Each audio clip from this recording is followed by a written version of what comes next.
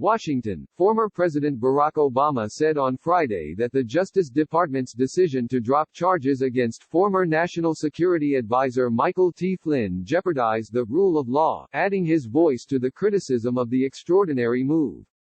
There is no precedent that anybody can find for somebody who has been charged with perjury just getting off scot-free, Mr. Obama said on a call with thousands of supporters who worked in his administration or campaigns. Attorney General William P. Barr dropped the charges against Mr. Flynn, who had pleaded guilty to lying in a January 2017 interview with the FBI about his contacts with Russia's ambassador to Washington during the presidential transition. Mr. Obama has told friends that it represented a step toward lawlessness, according to two people close to the former president, who described him as deeply angered. Mr. Obama said the Attorney General's decision has been somewhat downplayed in the news media, and that it added to the urgency of electing Joseph R. Biden Jr., his former vice president and the presumptive Democratic nominee. The former president's comments on Mr. Flynn, which were first reported by Yahoo News and confirmed by several people who heard them, appeared to be extemporaneous and came near the end of the event, which was held in order to mobilize Mr. Obama's supporters on behalf of Mr. Biden. Mr. Obama and his team are seeking to mobilize 13,000 former administration officials and campaign veterans to fortify Mr. Biden's relatively bare-bones, cash-starved campaign. The former president spoke for about 15 to 20 minutes and at the end answered questions from those on the call. Katie Hill, a spokeswoman for Mr. Obama, said the call involved about 3,000 members of the Obama Alumni Association. Mr. Obama devoted most of his remarks to praising Mr. Biden, recalling his service as vice president overseeing the administration's economic stimulus program and its responses to the H1N1 and Ebola outbreaks. Mr. Obama described Mr. Biden as the right person to pull together the country in a moment of crisis. But Mr. Obama also included what one person on the call termed very pointed criticisms of the White House's handling of the coronavirus pandemic. This election that's coming up on every level is so important because what we're going to be battling is not just a particular individual or a political party, Mr. Obama said, according to a brief audio excerpt posted online by Yahoo. What we're fighting against is these long-term trends where being selfish, being tribal, being divided and seeing others as an enemy. That has become a stronger impulse in American life. And by the way, we're seeing that internationally as well. It's part of the reason why the response to this global crisis has been so anemic and spotty, Mr. Obama continued.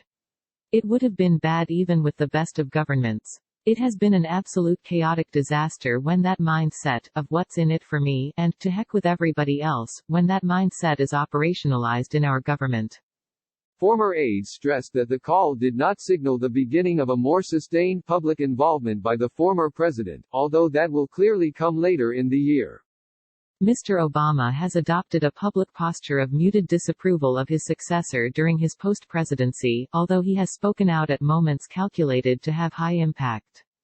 In the weeks before the 2018 midterm elections, Mr. Obama decried crazy stuff happening at the Justice Department under Mr. Trump and warned that our democracy is at stake.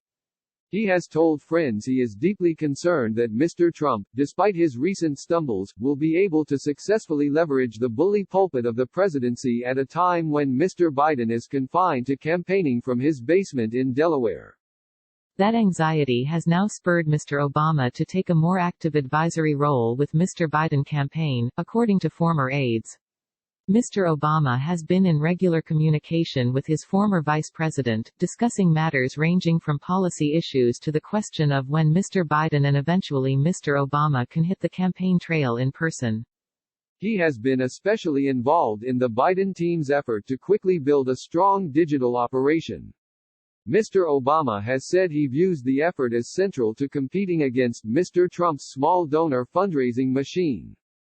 David Axelrod, who served as Mr. Obama's senior advisor in the White House and now runs the University of Chicago Institute of Politics, said the former president was unlikely to begin speaking out more publicly about day-to-day events in the news but would become an active promoter of Mr. Biden closer to the election.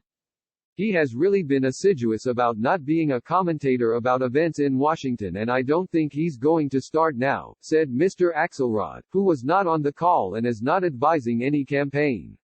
But he's going to be very involved in the campaign, and if you look at what he did in 2017 in the governor's races and 2018 in the midterms when he was very active, I think you see a template for what you can expect here.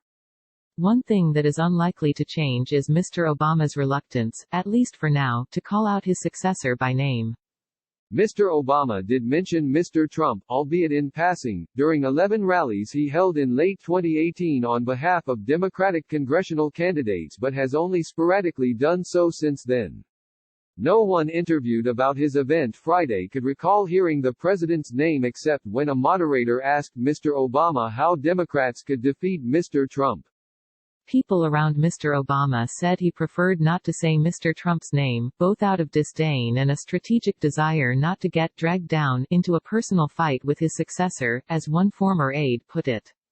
The practice has become so ingrained, Mr. Obama's aides and friends have joked, that it reminds them of the Harry Potter novels in which most characters refuse to even utter the name of the arch-villain Voldemort, instead referring to him as he who must not be named. Peter Baker contributed reporting.